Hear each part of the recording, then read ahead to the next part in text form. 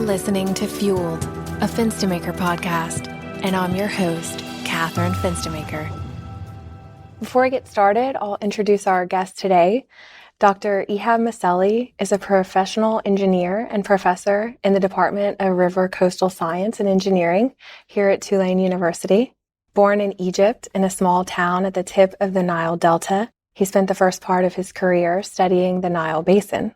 Ehab left Egypt to study civil and environmental engineering at the University of Iowa, there earning his master's and PhD. It was the University of Louisiana at Lafayette that brought Ehab to Louisiana, where he was a professor in the Department of Civil Engineering for 15 years. One of Louisiana's leading experts on coastal systems, Dr. Meselhe has nearly 30 years of experience researching coastal wetland hydrology, sediment transport, and computer modeling of coastal wetland systems. Ehab holds particular interest in the integration of physical, ecological, and social processes for inland watersheds, riverine, deltaic, and coastal systems. Serving as Louisiana's technical lead for the 2013 Mississippi River Hydrodynamic and Delta Management Study, Ehab's work in predictive modeling has also contributed heavily to Louisiana's $50 billion 2017 Coastal Master Plan. Ehab has worked as an educator, researcher, and practitioner with extensive experience working with academic institutions, government agencies, and the private sector. Ehab strongly believes that the next generation of scientists and engineers need to be taught to collaborate and seek public input in order to develop solutions for large-scale issues related to local and global coastal land loss. From the green dot in the vast Sahara Desert all the way to Louisiana, we're so lucky to welcome today's guest, Dr. Ehab Meselhe. Thank you for joining us. Thank you for having me. I'm really excited for this interview. So before we get into the questions, I just want to introduce the topic of our conversation for people who aren't familiar. It was in August of 2018 that Governor Edwards launched the Louisiana Watershed Initiative, a continuation of the planning, coordination, and collaboration across various federal, state, and local agencies in direct response to the historic flooding events in March and August of 2016, events that forced us to rethink how our state approaches floodplain management. Following the launch of LWI in September of 2020, the federal government, through the U.S. Department of Housing and Urban Development, signed a grant agreement establishing a $1.2 billion line of credit in community development block grant mitigation funds for flood risk reduction priorities throughout Louisiana, providing an unprecedented opportunity to enhance and expedite these LWI efforts. So, having said all of that, Ehab, you're no stranger to large-scale initiatives, big-picture planning, projects, and research. So, I'd love for you to talk firstly about the significance of the Louisiana Watershed Initiative as a mechanism to move our state forward with regard to watershed management. Have we seen the likes of this kind of effort in our state's history? I don't believe so. I believe this is the first of its kind to be a statewide effort to manage our stormwater, to reduce the flood risk. It's a collaborative effort, as you mentioned, between a lot of state agencies, a lot of regional and local entities to help meet those objectives. So it is very much unprecedented to work at a statewide level. To the best of my knowledge, we have never approached the challenge or that issue at that scale previously. And is that exciting to you? It's very exciting. It's very promising. So look forward to see how that can help the citizens and the residents of Louisiana to have an experience a much better management for stormwater and flooding. Very cool. So before we get too far into the nitty-gritty of all that's going on with the Louisiana Watershed Initiative, I'd like to just take a few minutes to learn about how your interest in this field first developed. So can you talk to us a little bit about your background and maybe where this passion of yours began and how it's evolved over the course of your career? Sure. So immediately after my undergraduate, which I did in Egypt, I joined a research center called the National Water Research Center in Egypt, where I worked on the Nile River. There is a lot of similarities, but there are also distinct differences between the Nile and the Mississippi.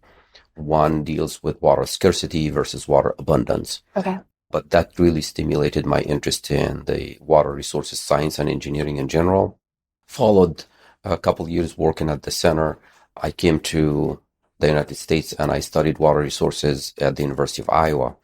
Historically, Iowa is one of the biggest programs in the country that focuses on water resources, hydraulics, hydrology. They had a lot of the leading experts in that arena. So there is where I really learned the fundamentals of water resources. And as you mentioned, my first job was at the University of Louisiana at Lafayette. At the time was called USL, University of Southwestern Louisiana. And it has been a wonderful career. This is really where I grew interest in coastal wetlands. When I first came to Louisiana, I focused mostly on the Schneer Plain, which is the southwest part of the state. So that's really how my interest grew in water, from the Nile Basin to the University of Iowa to Louisiana. Okay, so I'm thinking geographically about Iowa. Now, it's not popping up in my mind of like significant water bodies in that area. Is it geographically positioned to focus on water resources and water resource management, or is it just like the knowledge of the staff there that focus on it? Like, why do they have such a robust program there? That's an interesting question. It's actually the reason Iowa became such a stronghold of water resources is it dates back to World War II. Oh. It was one of the locations that they did a lot of testing on submarines. So they have a very strong water-related activity under mechanical engineering, because that's where you really study submarines. And civil engineering is civil and mechanical. There is very blurry lines between these two departments, so it's very broad, and they both focus on fluid mechanics and water resources in general. So that's how Iowa became one of the kind of like a hub. Yes, it was a hub. The state of Iowa is bordered by the Mississippi River, so they also have some connections to flood-related issues, to big rivers passing at the edge of their state. Okay. Well, good to know. So as I mentioned in your intro, you previously lent your expertise to the development of Louisiana's comprehensive master plan for a sustainable coast, the better known as probably the 2017 Coastal Master Plan, issued by the Coastal Protection and Restoration Authority of Louisiana. So did this effort serve as somewhat of a precursor to the Louisiana Watershed Initiative? Have we been able to utilize some of what was compiled in that effort to serve as the basis for what's now the ongoing LWI effort? I also wonder if it would be appropriate as part of this discussion to kind of distinguish between our coastal situation and our watershed, perhaps the interplay of those two systems. So definitely the Coastal Master Plan is almost a template. It's an example of how large-scale effort like that can be done very successfully. Okay.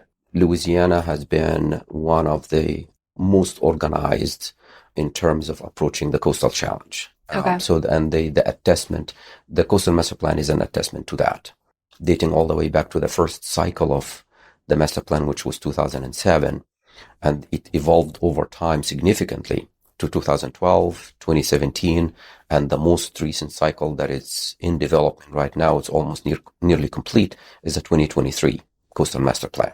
Okay. It gives us an example of how collaborative and systemic effort can lead to really good outcome. Louisiana is probably the most advanced science-based planning effort related to coastal challenges in anywhere in the U.S. Compared to California, compared to Florida and other coastal states. People look at Louisiana. People look to Louisiana to see how they actually conducted that such a large-scale planning effort. Okay. So it's a template and gives you, here is an example of success. Now, there's definitely connections between the coastal zone and the inland watersheds, especially for watersheds that are in the south part of the state, which we call the transition zone. Okay. Lafayette is an example of a transition zone. Abbeville is an example of a transition zone. These are communities and geographic locations where you are influenced by coastal processes, but you're also very much influenced by rainfall, which is an inland driver for flooding. So there is a lot of connection in policies, in projects, in influences to the climate between the two. There are distinct differences still between the two efforts because the coastal related challenges are probably even more complicated. Right. Because you get into balances between oil and gas and navigation and port systems, commercial and recreation fisheries. The significance of the ecosystem itself. So Okay. there are some distinct differences between the two. Not in a bad way, but it's just like there is a different set of challenges between these two. But the Okay. Coastal Master Plan is definitely a template for success. So the Coastal Master Plan, it seems to me like you're talking about it began at a certain interval and then was revisited. And so it's sort of become an iterative revisitation of a plan. Is LWI similar, or is LWI sort of the baseline for future? Will it be kind of revisited in that same way as the Coastal Master Plan is? Do you see it like that? So the master plan, the way it is set up by legislation, it is a cyclic study. Okay. And it needs to be updated. It used to be originally, the update was once every 5 years. Okay. And then after the 2017, they adjusted that to make it every 6 years. So it's mandated to be updated every 6 years. And so they're executing on parts of it as a plan, right? Yes. They're executing on projects as they go, and then reevaluating the science, reevaluating the topography, reevaluating the conditions, and then so it's in evolution. Exactly. Consistently. Exactly. Because this gives them opportunity to learn from projects that have been implemented. How did they perform? Are there new ideas coming in based on the changes in the landscape in terms of economic changes, physical changes, science updates, new data that are coming in? So that give the state the opportunity to update their plan and make some course correction based on changes that occurred. Okay. At the same time, they always have a plan in place. As money comes in, they have their priorities, and they have an execution of when that money comes in, which projects are primed for implementation and construction. Okay. And so do you see LWI as being structured similarly to that? I hope so. Currently, LWI is mainly funded by that one-time federal grant. Investment. But there is it's possible that the governor and the state agencies and the local entities can decide to make a infrastructure around it and something similar to that it needs to be updated. Okay. Because the models that will be produced, the data that will be gathered, it may need to be updated. It actually is definitively need to be updated every once in a while. Every once in a while it need to be revisited. Yeah, based on new knowledge, based on changes as new development comes in, these models need to continue to live. As new projects get implemented and subdivisions get built and commercial build, they need to be incorporated, ingested into these models. Okay. So they need to find a long-term sustainable plan to keep these tools alive. And one of the best ways is to incorporate them into the process of maybe approving new development. If they become part of the process, then you guarantee their longevity. Interesting. Thanks for the clarification. So as part of the stated mission of LWI, in addition to the reduction of flood risk and improvements of floodplain management, is to, quote, maximize the natural and beneficial function of floodplains. So can you break this down for us a bit and discuss what exactly is the function of a floodplain? So to broaden it a little bit, this is what they refer to as natural and nature-based solutions, which as a concept is basically, it says that use the natural processes to help you accomplish your goals of managing stormwater and reducing flood. Okay. Versus, for example, concrete lining a channel or building a concrete structure. That's an engineered, we call it gray solution. Gray infrastructure. Yes. Okay. Versus natural, which is using a meandering river that it has vegetation in it to absorb and retain the water, to slow it down and hold the water. So these are natural functions that you could use to help you accomplish reducing the flood risk. Some communities are progressive in that regard than others. I have seen, not necessarily only in Louisiana, I've seen even big urban areas where they actually build a massive complex of baseball fields and soccer fields in the floodplain, so it can't flood. But it also, during fair weather conditions, the community can use it as an outing, as a natural park or a sports center, but it doesn't fully encroach and take away that space, which is the floodways and the floodplains. Okay, so it's not completely off limits. Yes. but you should not develop it. Right. And then if you continue to do that, if you continue to take away the capacity from the floodplain, if you continue to encroach, then flooding will become even more severe, even from the smallest rainfall event. And you see sometimes now small rainfall events in areas that are paved, it floods because you exceed the capacity. It's kind of a balance of working with what's naturally presented, being mindful of nature as part of a more sustainable floodplain management strategy. Exactly. So can you give us some examples, and you kind of briefly touched on this, some examples of communities that are working with the natural flow of the watershed and how this contrasts with those who aren't considering the broader context of their localized decision-making policies? And I guess I've heard this talked about in terms of, water doesn't know political boundaries, but, elected officials serve geographical bounds and sometimes are making decisions on a local basis. So maybe you have some examples of communities or instances or times whenever it has been taken into account successfully, and then how that differs from when someone's not making that kind of informed decision making, that taking into account the broader context of the floodplain and the beyond those political bounds. Yes, and you are touching on probably the heart of the challenge facing LWI and stormwater management broadly is the challenge. How do you actually cope with the jurisdictions and the boundaries of certain entities, because that's what their primary responsibility, right, versus a watershed scale that is not fully aligned with the political or the authorities of different entities. I would use the Acadiana Planning Commission as an example where they tried to have, if I remember correctly, about almost 10 parishes together. Right. So that's an attempt that I really admire, because now you are putting these parish officials together. And it's very challenging. Mm-hmm.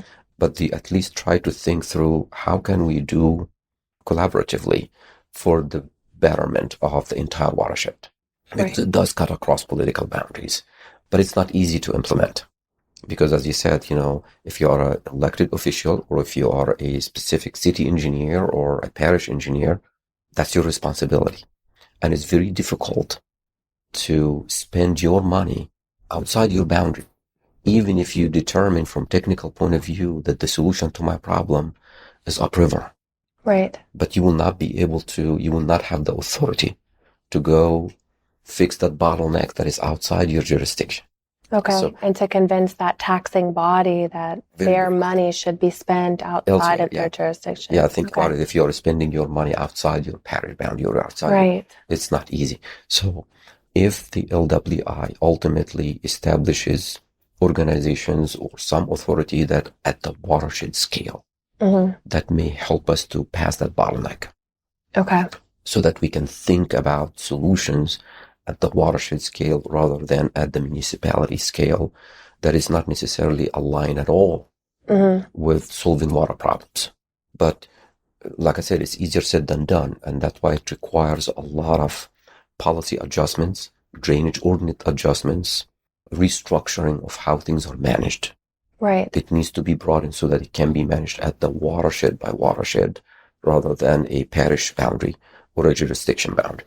Very complex. You have a lot of systems in place, political systems in place, and governmental systems in place to navigate, to implement informed and scientifically informed decisions about. Yes. But if there is a will, it can be done. That's true. It's always the will of the people. That's true.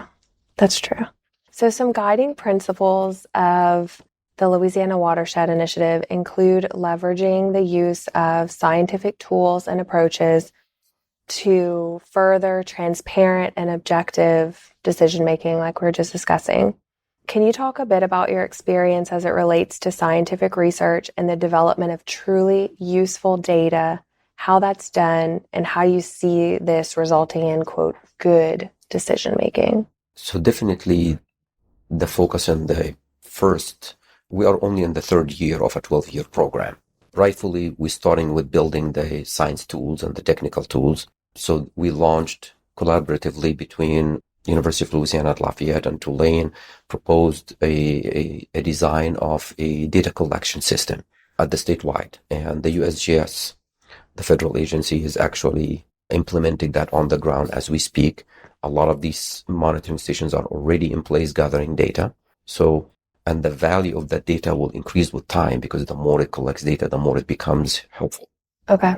And also, as you're aware, the state embarked with 7 regional team, very large engineering firms, extremely experienced in developing these kind of tools. And for the first time, we will have the entire state have models that can help provide information. Now, models are not the ultimate solution. Models will provide us with technical, scientifically sound information that will inform the decision making. So it will, after this phase is done, it will come back to, now what can we do with these models? What can we do with this information? Can we really implement policies and ordinance that empower that information to really help people to select the proper projects? Okay. Because that's what will help us to manage the water, the stormwater. That's what will help us to reduce the risk of flooding on the Louisiana residents. Okay. Interesting. Very interesting. All right. I want to kind of derivate just a little bit and talk about, I think it was within the last 5 years, you gave a TED Talk where you exposed a bit of the disconnect that typically exists between engineers, social scientists, and the public. And so in this talk, you advocated for an integrated approach to best further the preservation of our natural systems where, this is a quote from you, where engineers are great problem solvers with the ability to listen to ideas and bring them to life, where social scientists are thoughtful about the human implications of projects, effectively communicating with communities, and where the public is engaged, essential, and central to the process. So do you see LWI as an embodiment of this wish as our best efforts in striving for this reality? I believe LWI has the potential to be the embodiment of this concept. As I said, we are still early in the process. It's still in the third of a 12-year program. Currently, the focus is on producing the tools that will help us to have information. These tools will, next step is to evaluate and screen ideas and projects that hopefully will be funded by and constructed through the program to help reduce the risk. This hope, this dream will materialize if we continue to push for what we call regional capacity building. So we need to build capacity at the local and regional level. In North Louisiana, in Central Louisiana, in South Louisiana, we need to empower and educate and train and provide good infrastructure for all these regional entities, because they will be the one who will, on the day-to-day and in the long term, manage these models and this data. And they are the one who approve development. Right. So they need to have that infrastructure around them that will allow them to continue to use good and well-informed system to make up the decision to approve development or modify these developments so that we can still want to encourage economic development, but also preserve and reduce flood risk, improve the quality of life for people.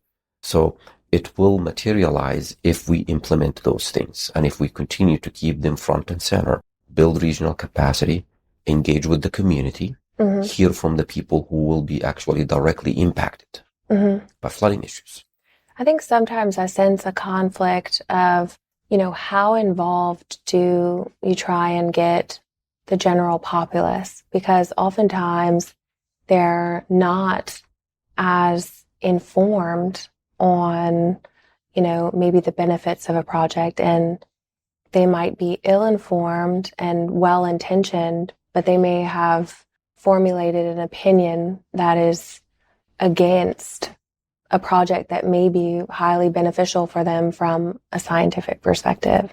So I think that there's historically some contention about, how much to get the public engaged. But I think from what I see, and maybe you can say, maybe we're getting better at engaging the public. Maybe these forums are getting better. Maybe educational institutions and government bodies, maybe that process is becoming better to a degree that the collaboration can exist? It is getting better. I believe there is a long way to go. Okay. I believe there is still a not insignificant amount or a number of people who are not engaged. They would like to be engaged, but they don't have access to information. Translating the science is important so that you can engage broader communities. Yeah. There is sometimes also fatigue and maybe distrust of the information. True. So you also have to build trust, and you have to build, and one of the most effective way to build trust is transparency. Yeah. You have to be transparent with the public. You have to communicate the possible outcome of certain strategies, but also the possible failure. True. It may not work. Because if you keep people in the dark and blindside them, then you continue to lose that trust. So there is a long way to go. It has gotten better.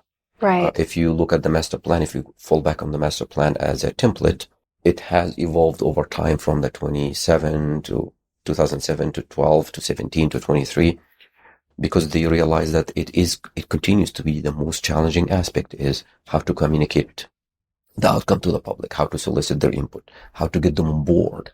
Yeah. It is unattainable to expect 100% of the entire general public to be on board with every strategy or a project. But True. that should not stop us from pursuing public engagement and hearing the voices of people and making them believe that they are actually part of the process and not cosmetic. If you do the entire work and you come at the very tail end and accept public comments, then that's a cosmetic engagement. Cosmetic. Yes, in the sense that there is nothing they can do at that point in time. It's already been done. It's already been done. So sometimes you go to these public meetings and you will hear a comment, and then the presenter of that plan, whatever federal or state or whatever agency, will say noted, because there's not much you can do about it. Okay. So the public engagement has to be meaningful. Yeah. And it has to be throughout the process, not done cosmetically at the very end to check the box that there was a public commenting period. I'm inclined to agree. Yeah, that falls far short of what really is meant by engaging the public so that they can accept the plans or the strategies that you plan to implement.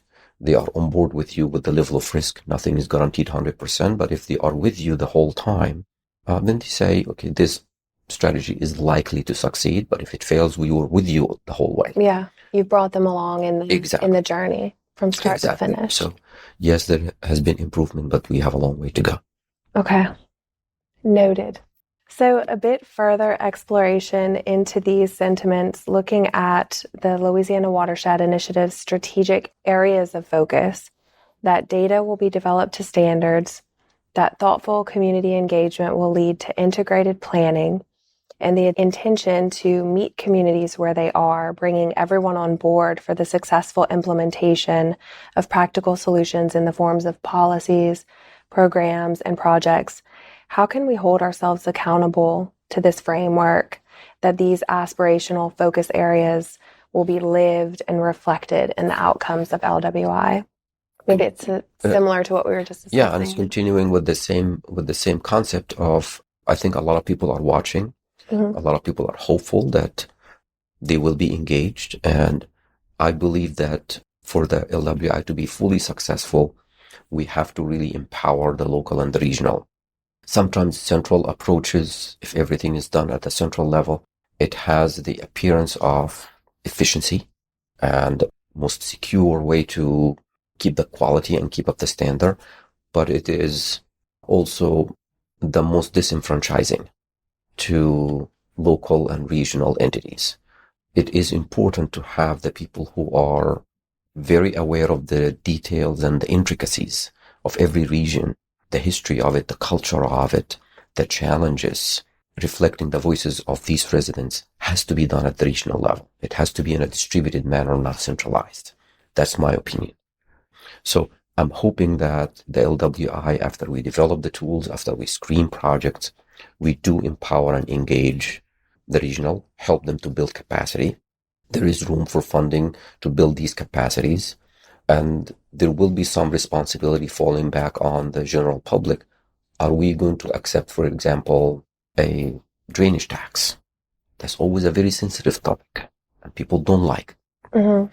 Well, we have a very anti-tax climate, Correct. I would say. But if you actually survey around communities, there are a lot of other places that do have this kind of taxing, and I'm not an expert in that field, but that one way to help keep up the infrastructure, to reduce the flood risk.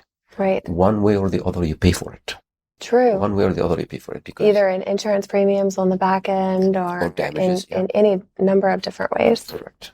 Yeah, the insurance rates, and again, I'm not fully well versed in that. Insurance rates are through the roof. Right. So one way or the other, we pay for it. Yeah.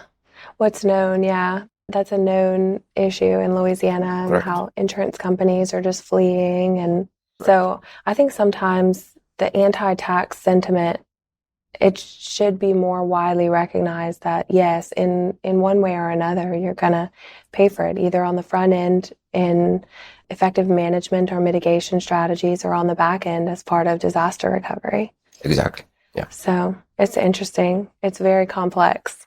Yes. And the psychology behind it would be very interesting to explore as well. The psychology of the modern taxpayer. Yeah.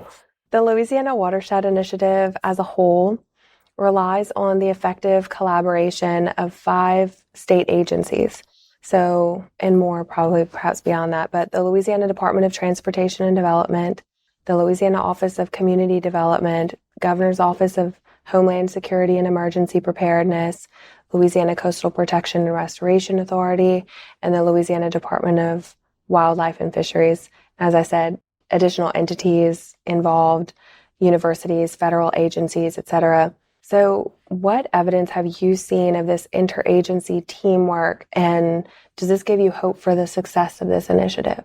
It does give me hope, and definitely I've seen that collaboration in the past couple of years as I have been working on the initiative. It was mostly focused on developing the project ideas. It was mostly focused on how we can design the models that will be developed by the consultant companies for at the statewide level. And it was challenging because each one of the agencies have their priorities, have their specific mission. So to align those variety of mission goals and their priorities was not easy, but we got it done. They worked together, and it was good to see these agencies working together. It will be even more challenging to see it in the future phases as we transition from the technical aspects to the implementation, to the policies, to the ordinance that will be used, as we said, to empower that information. Right. Because the information is good, but it will be of limited effect if it's not empowered by policies. Right. It's only one part of the equation. Exactly. And in my opinion, as challenging as it is, it's the easy part of the equation, because we have experiences in the consulting companies and the private sector to get it done. Right. As difficult and as expensive as it is, but it will be done because they have the know-how, they have the expertise, they have the knowledge. Right. So that's the easy way that's the easy part. Okay. But when you get to the policies, when you get to the implementation, when you get to the introducing complexity, that's the tough part. Introducing human error, introducing all of the political ramifications and interagency collaboration and bureaucracy, and it becomes a tangled web. That's exactly right. So even though I'm an engineer and I realize the level of complexity involved to develop statewide tools, it's very challenging. And it's taking, the biggest engineering firms in the country to develop it. So I understand all that. But even with all that, that's the easy part. Yeah. We can hope. Yes. My mom likes to say, while I breathe, I hope. Yes. So thinking about the state of Louisiana, can you talk about the importance surrounding the preservation of our wetlands, coastal ecology, and inland watersheds? Why should the coastal conditions in Louisiana matter, not only to residents, but also to people who don't share our geography? So that's a good question. So our coastal system It has a cultural and economic and environmental significance at the national level. The Mississippi River, for example, is one of the most significant drivers and influencer of our coastal system, but it draws water from 31 states. Right. So it affects a big portion of the United States. I always think about the Louisiana Purchase and all of the tributaries. Yes. So it's vast. So it has a ramification on the national economy, our port system, the navigation industry, that everything ultimately comes through the Mississippi River, and it has access to a significant part of the United States. Having that efficiency and access keeps costs down for a lot of products. So it has a not only a substantial environmental and cultural significance, it has a huge economic impact. And that's what makes it important, but makes it also challenging. How do you balance and you can see that reflected in the master plan. They constantly talk about working coast. Okay. Louisiana is not beaches and resorts. It's right. a working coast. That's true. And there are a lot of projects and a lot of strategies in the master plan that try to strike that balance between helping the coastal communities, helping preserve jobs, and helping with the economic impact, at the same time trying to preserve the health and the vigor of that ecosystem, facing natural processes, sea level rise, subsidence, increased frequency of hurricanes. All these are forces that we have to deal with. We are losing a substantial amount of wetland every year. So it's not an easy problem to try to strike that balance between economy, culture, and environment. But a systemic, well-organized, thoughtful plan is the best approach that we can have. Yeah. I really like that you pulled out that element of the working coast and thinking, like, as you said, a lot of coastline is resort, is recreation. And although we have a broad swath of our culture is fishing and recreation on the water, but also with the oil industry and all these, I guess, navigation, the port system. Yes, absolutely. Yes. And so it introduces like the component of heavy industry yes. into the environmental component of it. So I think it's really important. And I like that you plucked that out. So this is maybe a little bit more to your heart. Talk to me about what it means to you as a citizen of the state of Louisiana to be involved in and to bear witness to a project of this scale and significance. So I always remind myself that about my role. I'm a scientist, I'm an engineer, and my role is to provide information and facts backed up by best possible information, solid science, to provide information to decision makers and to agencies if they pursue a specific project or if they pursue a specific strategy. That's what will happen. These are the potential benefits, these are the potential impacts. And if you don't take an action, that's the benefit, that's the impact. And I try to keep my objectivity in that.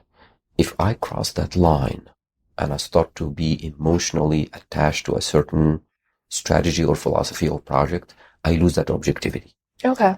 I cannot be on both sides of the fence of being a technical expert that provides information about benefits and impacts.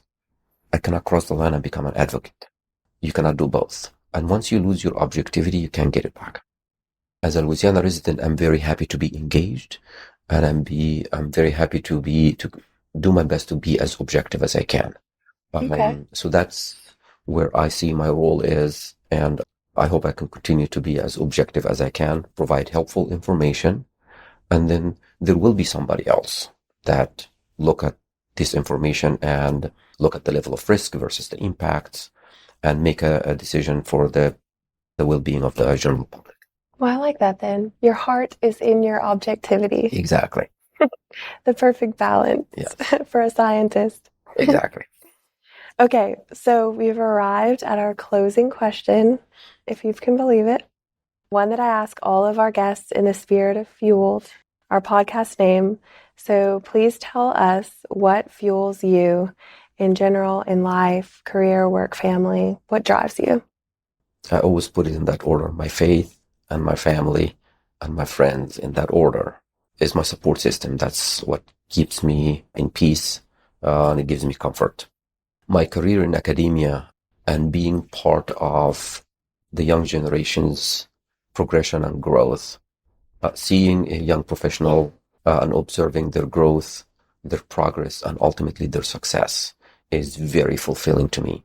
I absolutely enjoy it when I run into a former student and I see them so successful. It's very, very fulfilling.